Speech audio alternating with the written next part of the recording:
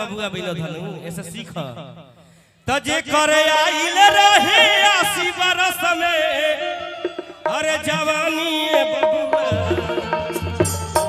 किसन सन करत चलेला आरा जिला के पानी किसन सन करत चलेला आरा जिला के पानी बबुआ जे करे आइल रहे 80 बरस में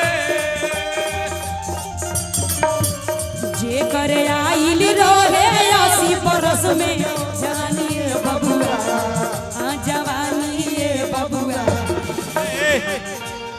बैठ जा बबुआ भी सीखा इतिहास जाना तू यह जगदीशपुर है और कब आई रहे जवानी बता सकते हैं आप? हमको तो पता है कि 80 बरस नहीं आप सन ईस्वी डेट बता सकते हैं कब आई रहे? ना तो ना पता नहीं गावे चल बड़ा मैक धरे ला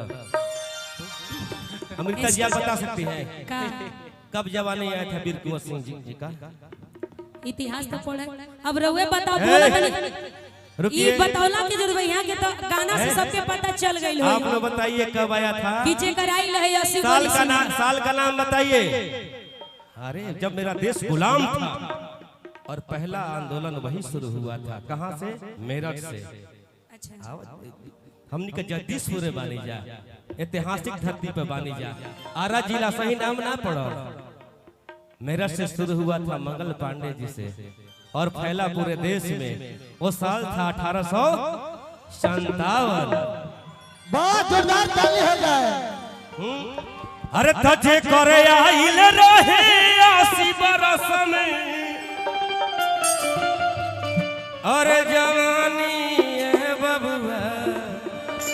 और अमृता जी जवानी अमृता के लिए नहीं रूबी के लिए नहीं काजल के लिए नहीं मुस्कान के लिए नहीं आया था वो भारत माता के लिए आया था। वो जुनून था कि हम लोग गुलाम नहीं रहेंगे। हाँ तो वो जुनून आया था जिसको सन सन करता चलेला किसन सन करता चलेला आरा जिला के पानी बबुआ जे कराई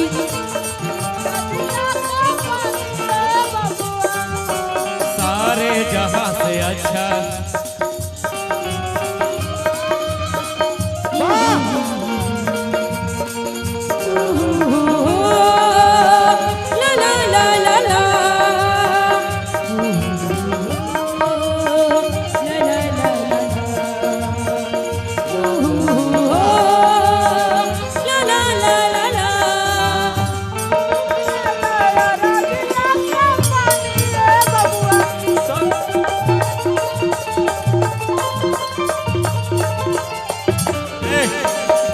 सराती जी और मेरी बहन अंजलि भारद्वाज बैठी हुई है। तमाम सम्मानित व्यक्ति बैठे हुए अमृता जी ये गाना मेरे पिताजी मुझे गाने के लिए बोले लेकिन मैं आज तक नहीं गाया हूँ मंच पे गा रहा हूँ लिख के मेरे पिताजी दिए। आप जानते हैं सराती जी मेरे पिताजी भी गाते हैं लिखते भी लिखल क्या कहला कि जब गुलामी ना सहाई एक गोल बजाएगा बदुग में ना तक खौलत खून गरमाई जब गुलामी जब गुलामी ना सहाय खौलत खून गरमाई जब गुलामी ना सहाय जे करे आरा जिला वाह अरे तजे करे आरा जिला जगदीशपुर बखाना दानिए बबुआ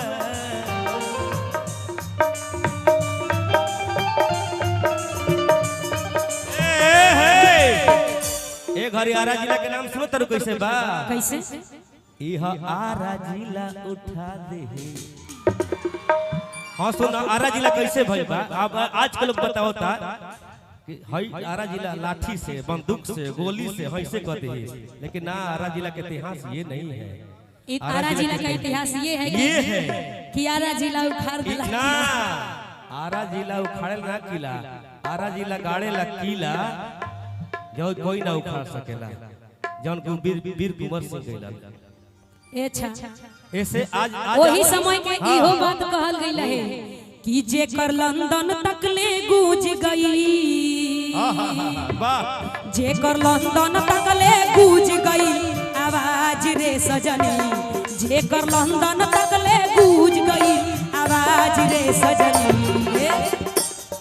यहाँ के कहल जाला कि यहाँ के ही गंगा जी पार कर ले रहनी घोड़सवारी करके, घोड़सवारी करके गंगा जी पार कर का ए पार से बलिया बलिया आज तक गोली लगा कि ना तब फर्स्ट ना जगदीशपुर थाना प्रभारी कहाँ बैठल बने? ए सर थाना प्रभारी आज गोली लग गई हो कि ना तो फर्स्ट लोग अभी पहुंच जाए कि हमको फलवा गोली मार दिया है सर, देखिए केस देखिए पहले लेकिन वहाँ नहीं ओ हाँ लेकिन वो गोली लगा तो नहीं। इतिहास में लिखा गया है कि वो गंगा जी पार किए थे घोड़सवारी करके और वहाँ भी कहा गया क्या कि जे कर लंदन तक ले गूंज गई, जे कर लंदन तक ले गूंज गई आवाज ये सजनी, बाकी बलिया हुए भारत के सरताज रे सजनी, बाकी बलिया हुए भारत के सरताज रे सजनी, बाकी बलिया हुए भारत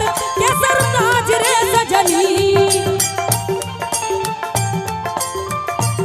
ए बाबू संक्षेप में भक्ति और देशभक्ति बागी बलिया क्यों कहा जाता है? बाबू विनोद कमलवास जी के तो चला जाने के चाहिए। मंगल पांडे जी के घर ये रहे, अब सबसे पहले वही विरोध किए थे मेरठ में, वही बागी बने थे। क्रांति लंदन हिल गया, वही लंदन जो साम्राज्य स्थापित करना चाहता था पूरे विश्व पे, लेकिन यही भारत के धरती साम्राज्य हिला दिया। उस भारत के धरती में एक बिहार है और बिहार में एक आरा है और आरा में अमृता जी एक जगदीशपुर है। उसी जगदीशपुर के रग रग में हर मिट्टी में वीर कुंवर सिंह की खानदान बसते हैं। जब गुलामी न सहाइल हौलत खून गरमाइल, जब गुलामी न सहाइल हौलत खून अरविंद बाबू ये गाना पे खुश होके भैया के तरफ पुरस्कार बा, लेकिन अगला पंक्ति बा यूट्यूबर भाई लोग तू चढ़ाई लो काहे के तू लोग चढ़ाई बा, हम जानते हैं बढ़िया चढ़ाई बा लो। मैं कहना चाहता हूँ जय भोजपुर की गौरव गरिमा तोहर ऊंचा रही महिमा,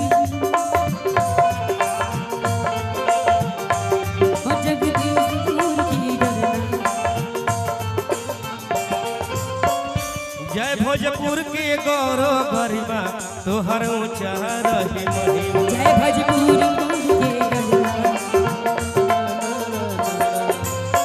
अरे तो छलिया कह तारे संतावन के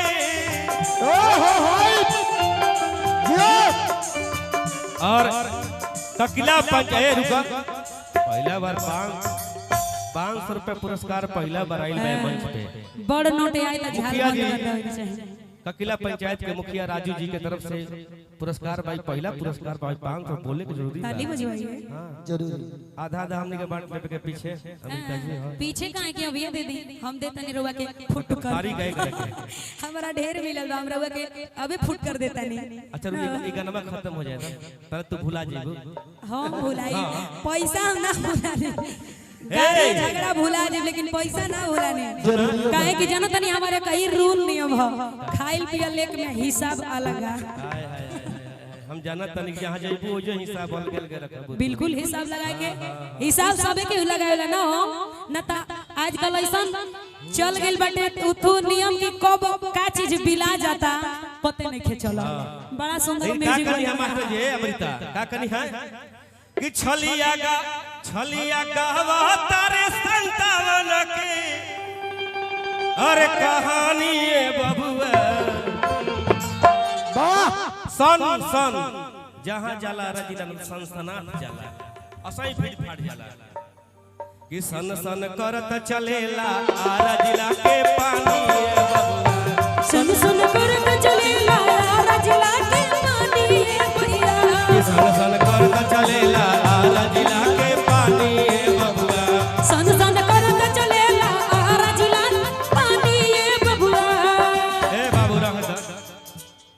अब तनी भक्ति में घुसी जा भाई लोग कहता ना का अमिता जी अपना मन से कुछ कहत अरे वाह। हाँ छठिहार बात वही पलक से होके चाहिए।